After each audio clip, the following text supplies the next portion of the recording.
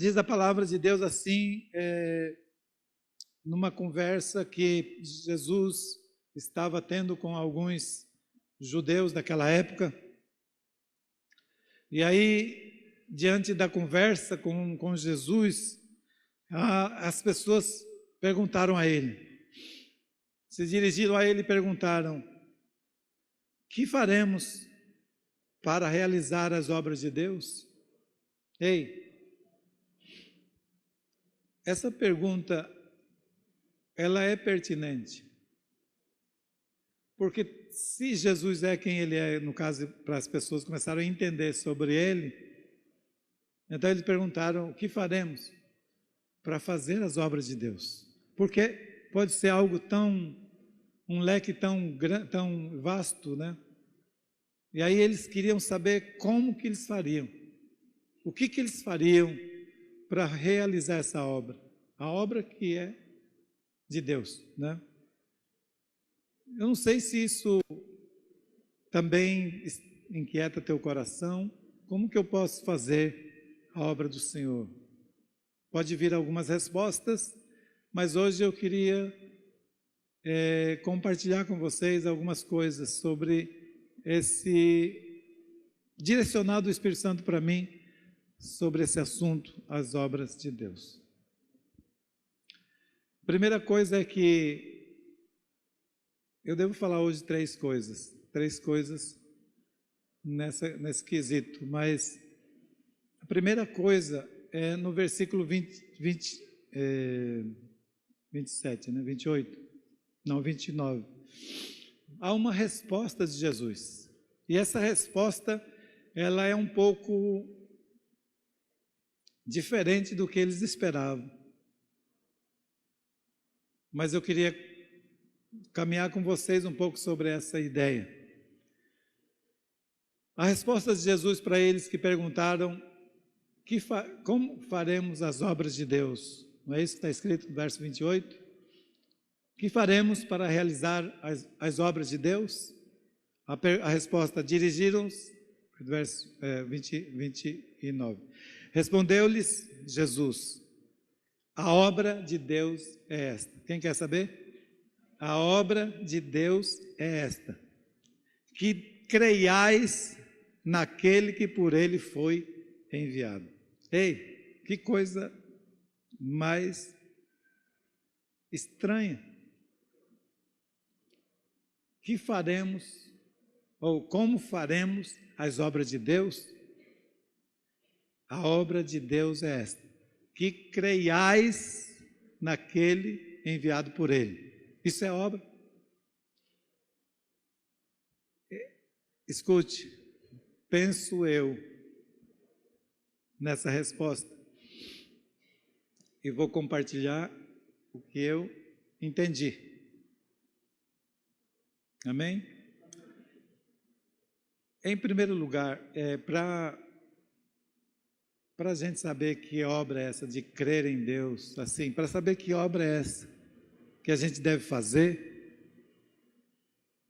é que não adiantaria fazer qualquer tipo de coisa, não adiantaria fazer qualquer tipo de obra nesse mundo, se não houver o reconhecimento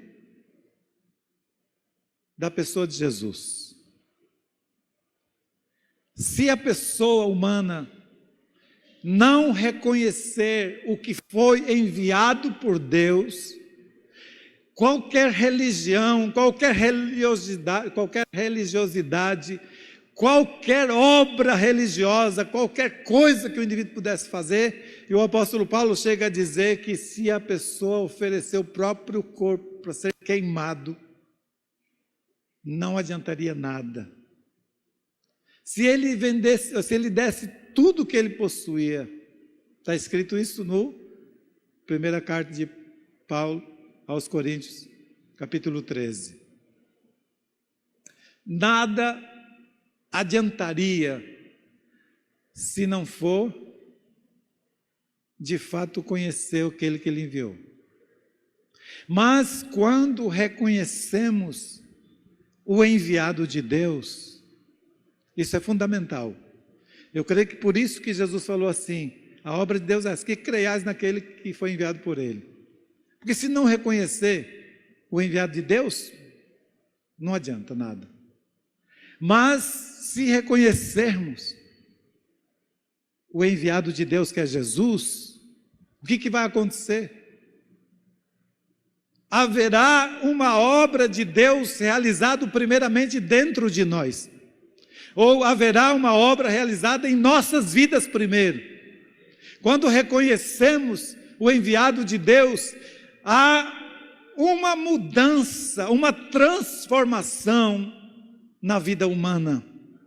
Ei, não tem como alguém reconhecer Jesus como Salvador, como enviado de Deus, e permanecer a mesma pessoa.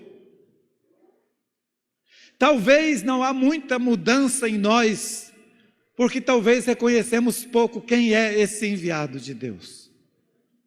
Então a obra de Deus tem que começar em nós. A obra de Deus tem que vir primeiro na nossa vida, uma transformação. E essa transformação começa no espírito. Porque nós mudamos imediatamente de identidade quando nós o reconhecemos como enviado de Deus. No nosso espírito, nós somos feitos filhos de Deus. É diferente. Ei, muitas pessoas procuram por religião, procuram por religiosidade ou por religião que lhes dita algumas regras, porque ele quer andar em regras. Para ele é mais fácil do que ter a liberdade e obedecer a Deus por livre e espontânea vontade. Servir a Deus espontaneamente e não por obrigação. Então muitas pessoas aqui na terra podem ser religiosos, que pratiquem as suas religiões, mas de fato não há uma mudança de vida, a pessoa não sabe que existe a fonte do perdão. A pessoa não sabe que pode ser perdoado, mas pratica uma religião. Estou falando de outras religiões, né? No cristianismo, tem muitos que querem viver o cristianismo apenas no intelectual, no normal, nas coisas, no sentimento intelectual, e isso não resolve. Isso é religiosidade vazia, mesmo sendo batizado e estando numa igreja, isso não resolve. O que resolve de verdade é que essa obra de Deus precisa começar em nós, nesse nosso espírito. Nós mudamos, nós passamos de filhos da ira para filhos de Deus. Então essa mudança no mundo espiritual, ela já acontece imediatamente. Lá em Efésios capítulo 2, diz que nós estamos assentados com Cristo nos lugares celestiais. No capítulo 1 diz que Jesus assentou-se à destra de Deus e que está acima de todo principado e potestades. Então Jesus venceu, assentou-se à destra do Pai, e nós, quando houver essa mudança no nosso, quando essa obra de Deus entra em nós, quando nós o reconhecemos, nós passamos a estar assentados com Cristo nos lugares celestiais. Ou seja, nós passamos a ter autoridade. Antes éramos escravos do diabo, aí nós passamos a ser acima de todo principado e potestade. Passamos a ter autoridade sobre o inferno. Passamos a ter autoridade sobre doença.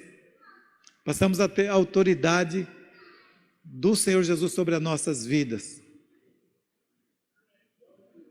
Estão entendendo? Então há uma mudança de posição. E quando uma pessoa tem uma mudança de posição, a pessoa não pode permanecer a mesma que era antes. Não tem como. Escute, se não mudou nada, escute. Se você encontrou-se com Jesus, digamos assim, que você já o aceitou como Salvador, digamos, e a sua vida é a mesma, não houve mudança nenhuma, pode colocar um ponto de interrogação aí que você não conheceu Ele. Se a obra dele não começou em você, você não vai poder fazer a obra dele. Então, por favor, eu creio assim, que se você entregou sua vida de verdade para Deus, você mesmo pode ser testemunha de que você não é mais o que era. Talvez não é ainda o que você quer, mas o que vai ser. Mas já não é mais a mesma pessoa. Porque não tem como essa obra de Deus ser realizada na nossa vida por reconhecer o Filho e a gente permanecer ou permanecer igual que uma pessoa que não conhece a Deus. Não tem como, não tem como. Então você precisa analisar e ver, puxa, de fato eu mudei, nisso eu nem lembrei, não estava nem lembrando que eu era assim, entendeu? Isso é sinal de que você reconheceu Ele. Então a obra de Deus começou na sua vida. Essa obra de Deus começa no espírito, sabe? Vai para a alma, e a alma, ela não se transforma imediatamente, mas ela precisa transformar-se de glória em glória, ela precisa ser transformada a cada dia. Por isso que Deus tem nos dado os encontros, as veredas, temos tido seminários e agora vai ter outro, né? Então tem seminários e seminários para quê? Para que a nossa alma vá sendo transformada. E a ideia de Deus é que nós sejamos transformados até ao ponto de parecermos com o Filho dele, a imagem do Filho dele. Então deve ser uma mudança meio que contínua. E se a gente não resolve um problema na nossa alma, a gente estagna, a gente não prossegue. Isso é uma grande verdade. Se Deus revelou algo que nós precisávamos mudar e a gente não obedece, digamos assim, a gente vai deixando, então aquilo vai empatar a continuação da obra do Espírito Santo de transformar a nossa alma. Porque a nossa alma, eu digo assim, que ela parece com uma cabeça de cebola. A cabeça de cebola tem várias camadas, sim ou não? Então, se você não tira a camada de cima, como você vai tirar a camada de baixo? Então, é a mesma coisa na nossa alma, se você não tira aquilo que está impedindo o próximo, você vai ficar estagnado espiritualmente, a sua transformação não vai continuar. Então, é preciso a luz de Deus chegar em cada camada da nossa vida e transformar. Isso é a obra de Deus dentro de nós.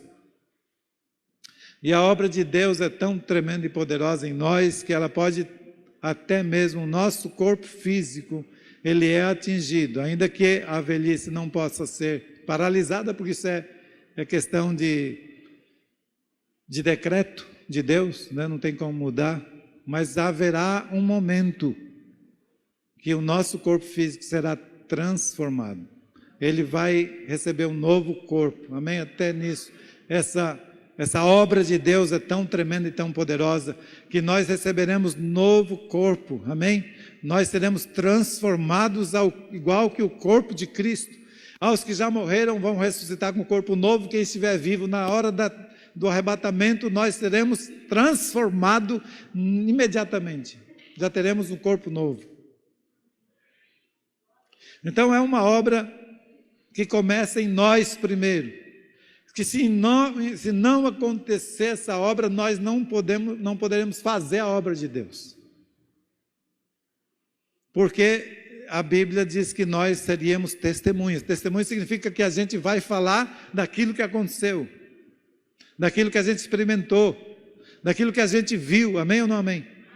Então não tem como fazer obra missionária se a obra de Deus não aconteceu em nós. Por isso que toda pessoa que não é missionário é campo missionário.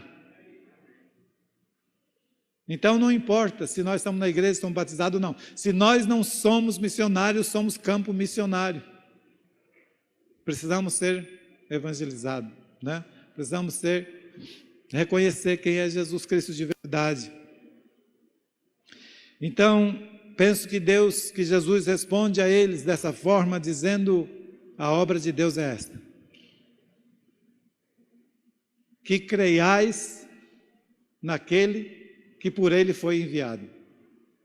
Porque se você crê, a sua vida nunca mais vai ser a mesma. Quando eu digo crer, não é no sentido de acreditar em Deus. Porque a Bíblia também ela afirma e pergunta: crê tu que Deus é um só? Fazes bem? Até os demônios creem e tremem. Então não é esse tipo de crer. É crer no sentido de reconhecer quem é Jesus e se entregar para Ele. Se você é religioso, mas você não faz a vontade dele, faz a sua vontade, então você ainda precisa ser evangelizado.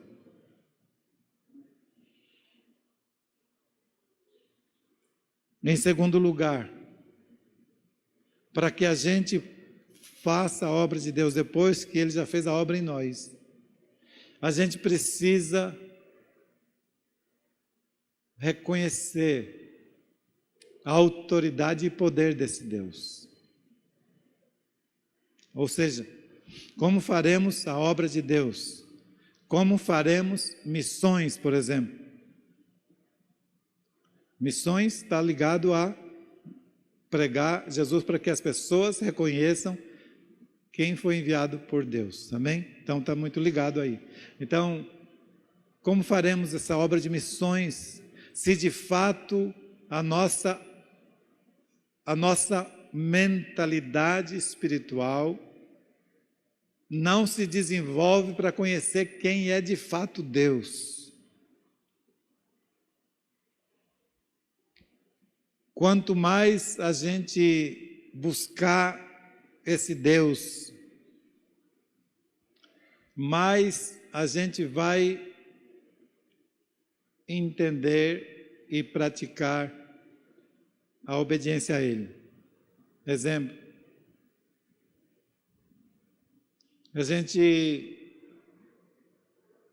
eu pelo menos vi uma propaganda de um livro e gostei do título desse livro. E comprei. E a gente começou a ler. Estamos lendo, a minha esposa e eu fazendo uma leitura juntos, né? E só no começo ali já é algo assim revelador, é impactante. Porque o título do livro é Sonegadores da Honra. Sonegadores de honra. E o livro foi tão inspirado, esse homem que escreveu foi tão direcionado pelo Espírito Santo, porque ele vai esclarecendo a respeito de que honrar é a chave de fato para o sucesso. E aí ele diz que honra no Velho Testamento, ou seja, em hebraico, é uma palavra chamada kavod, que ela é traduzida, a honra, como se fosse, ela pode ser traduzida como glória de Deus, ou honra de Deus. Então, glória e honra na língua hebraica é a mesma palavra, kavod. E aí ele diz o que é de fato honra. Quando fala honra a Deus, honrar os pais, honrar as pessoas, a gente deve honrar a cada pessoa a cada um no que lhe é devido. Então tem diferentes posições que nós precisamos honrar. Então, a primeira coisa que eu queria mencionar aqui hoje, a respeito de honra a Deus, ele falou que a palavra literalmente traduzida para o português seria, kavod seria peso colocado sobre uma superfície. O peso que cada coisa tem. Então, por exemplo, o pai e a mãe têm um peso de autoridade sobre nós. Pessoas que são destaques com autoridade, elas têm um peso. E você tem que honrar cada pessoa no peso que ela tem. Então você precisa conhecer sobre isso. Mas agora imagine uma coisa. Por isso que nós muitas vezes patinamos, a gente não cresce, a gente não consegue avançar, não consegue poder de Deus. Por quê? Porque nós não sabemos o peso de Deus sobre uma superfície, o peso de Deus. O peso que Deus tem. Se possível, eu gostaria de pedir ali para o pessoal da mídia, colocar Isaías 40, 26, mas na King James. Ali eu queria chamar a atenção de vocês para a gente ter uma pequena noção do peso de Deus, da glória de Deus e a honra devida a Ele. Na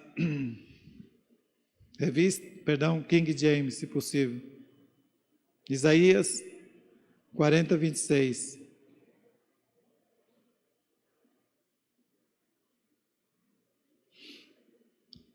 Preste bem atenção, olha com olhar espiritual, olha as coisas, não pense assim que a gente ficar assistindo seria suficiente, não, a gente precisa entrar no Espírito, amém?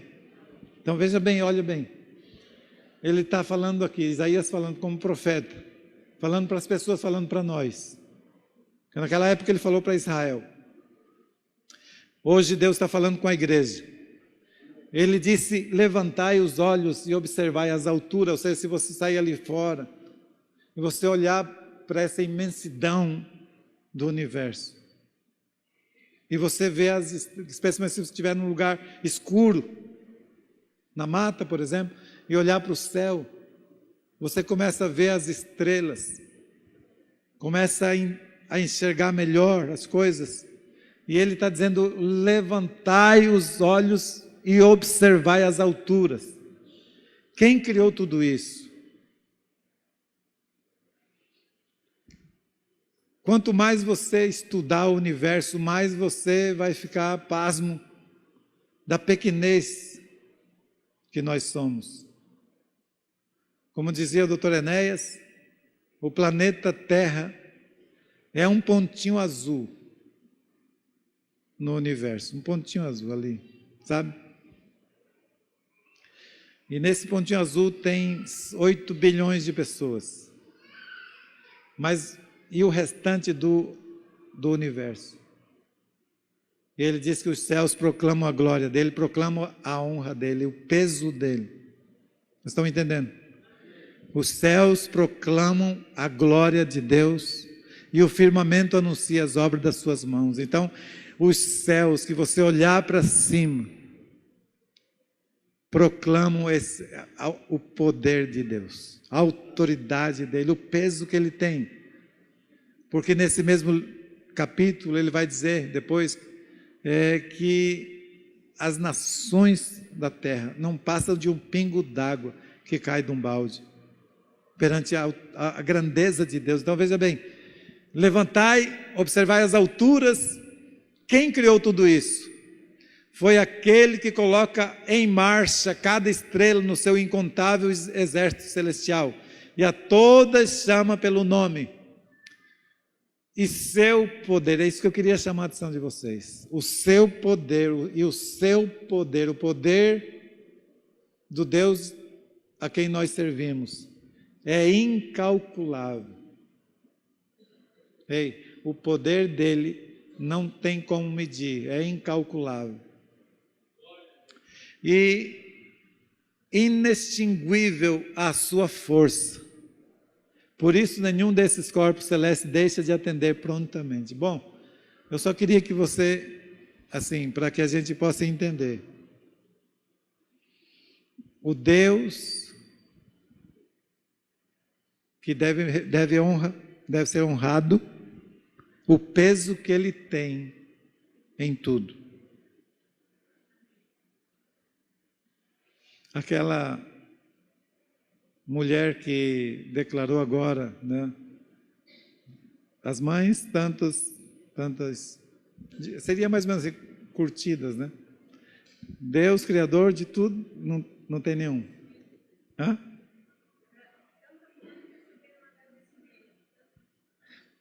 Receberam tantos agradecimentos, tal e tal, e Deus, o Criador do universo, nenhum. Ou seja, nada. Mas olha aonde que o diabo leva as pessoas a ver como é que querem que veja Deus. Sendo que o peso da glória de Deus, o peso de Deus sobre a criação, é algo assim, ou seja, você precisaria de fato entender essas coisas para poder se render a Ele de verdade. Se render de todo o coração, porque Ele está dizendo assim, por isso que eu li aqui aquela hora, quando fomos orar pela criança.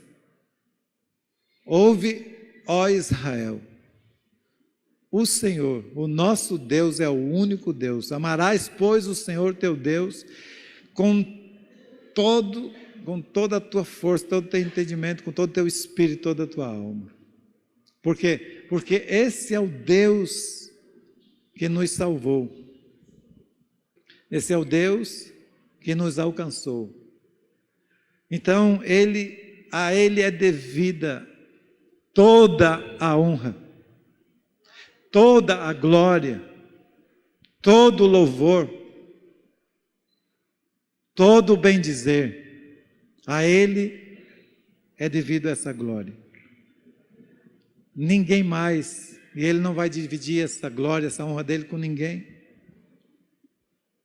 Então, quando nós humanos reconhecemos isso, então a gente começa a se render e saber que nós não somos nada perante essa grandeza, né? Mas ainda tem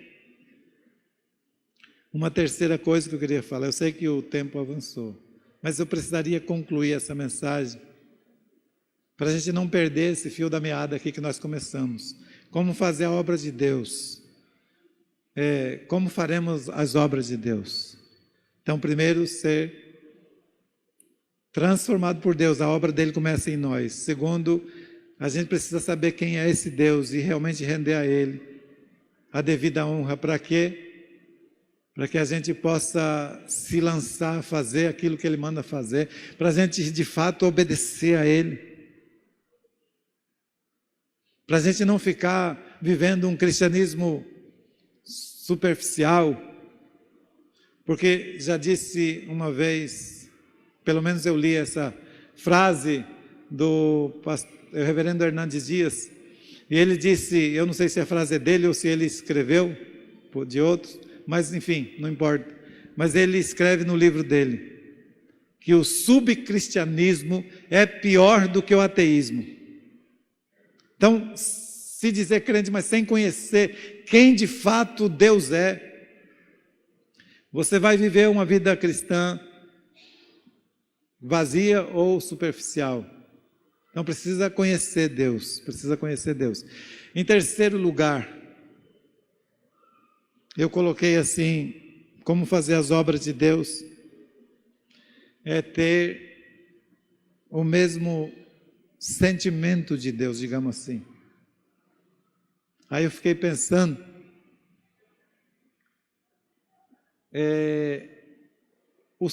o sentimento de Deus pelo ser humano. Apesar do que nós somos, apesar da insignificância diante de um poder tão grande, Ele se importa conosco. Ele age para com o ser humano de forma diferenciada de tudo. Você é uma pessoa preciosa para Deus. Amém. Teve uma pessoa que entendeu isso. Escute, preste atenção, venha comigo. No livro de Gênesis, capítulo 3, tem um detalhe ali que eu queria compartilhar com vocês.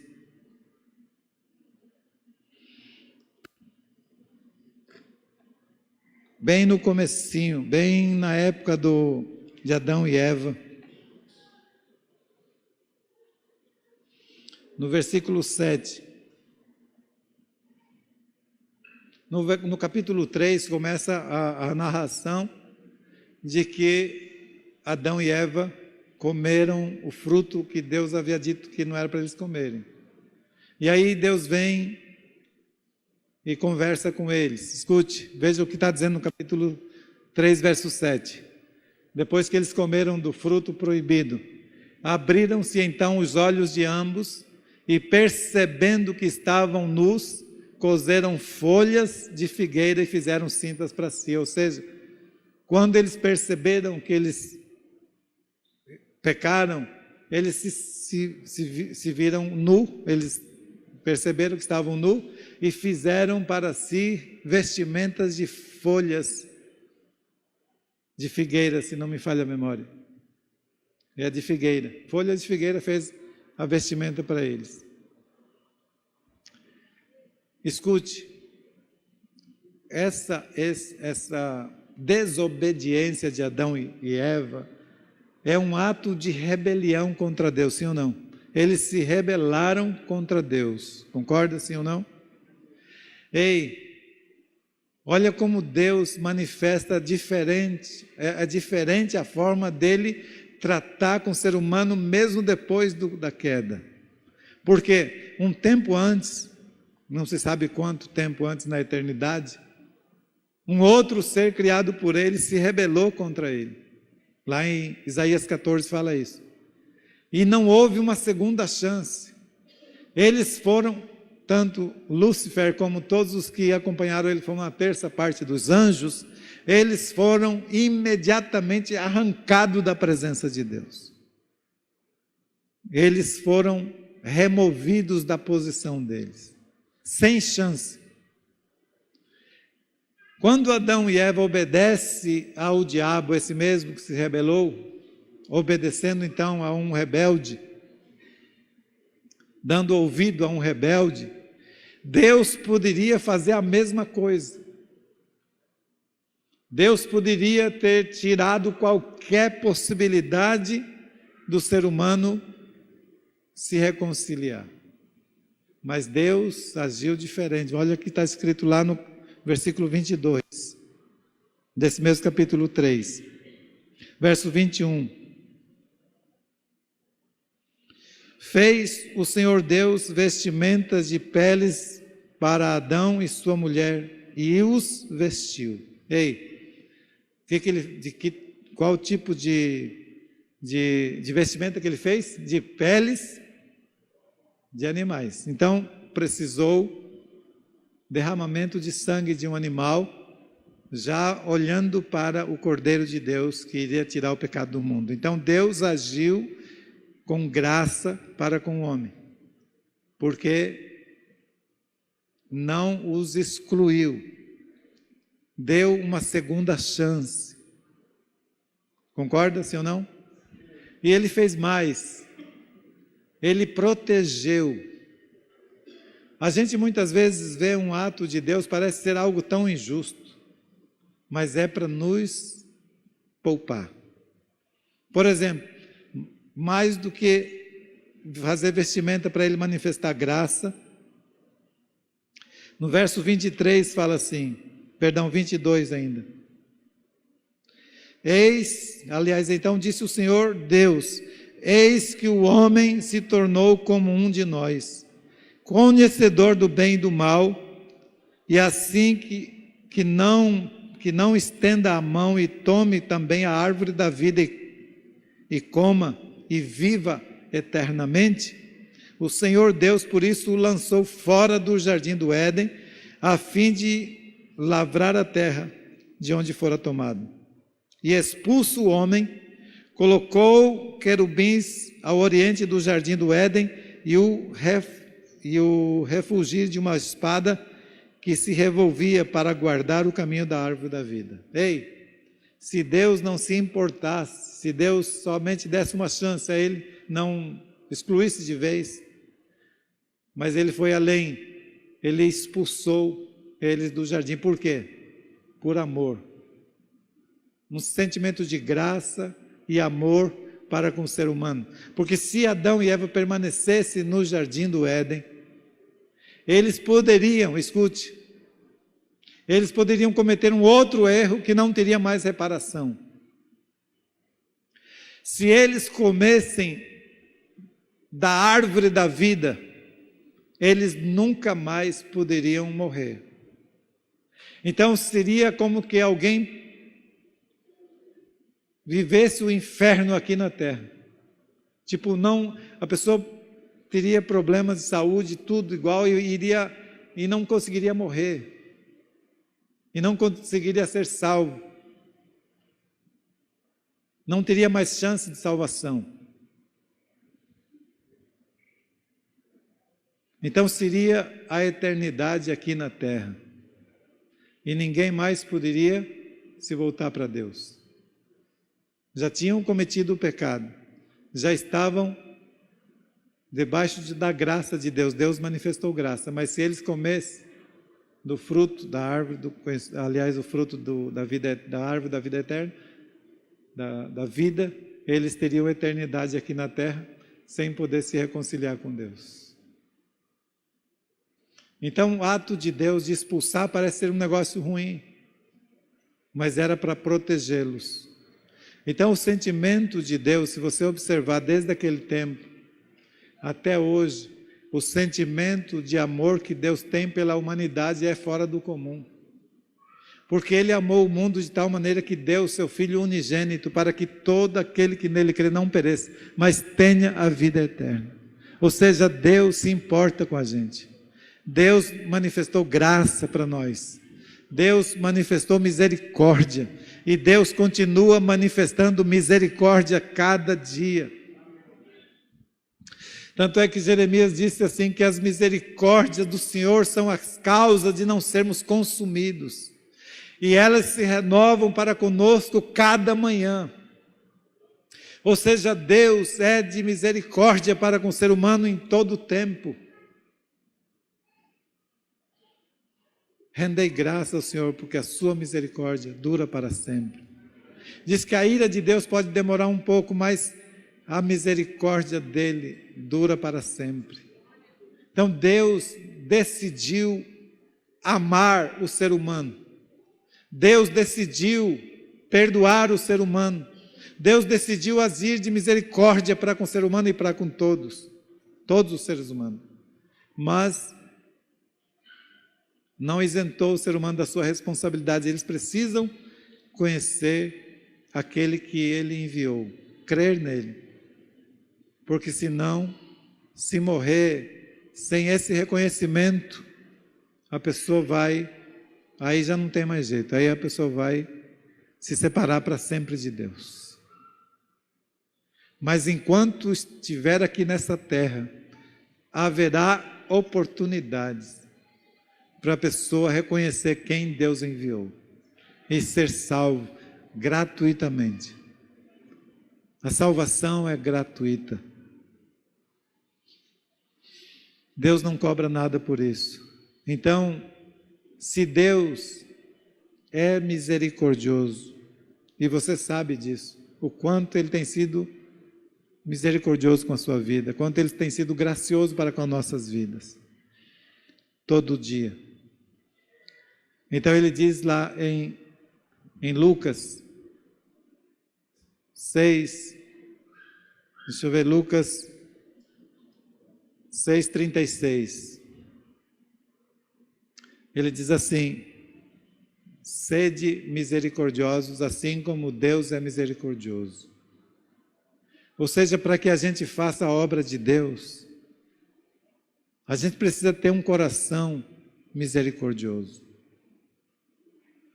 Precisa ser manifestar de graça para com as pessoas, porque é muito fácil para nós, quando as pessoas nos ferem, a gente prefere abandonar essas pessoas, não agir de misericórdia, não agir com perdão como Deus age conosco.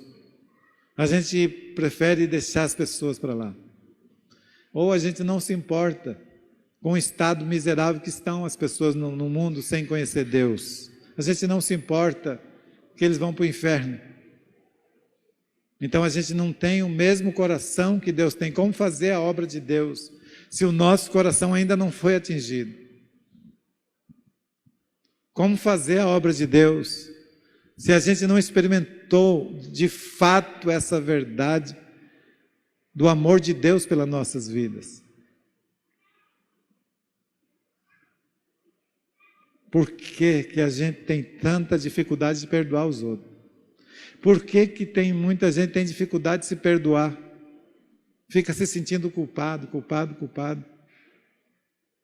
Sendo que se o Deus da glória já nos perdoou, por que que a nossa justiça tem que ser maior do que a justiça divina? Quando a gente não se perdoa, a gente está colocando a justiça da gente mais alta do que a justiça divina. Isso é outro pecado pior que o outro. O pecado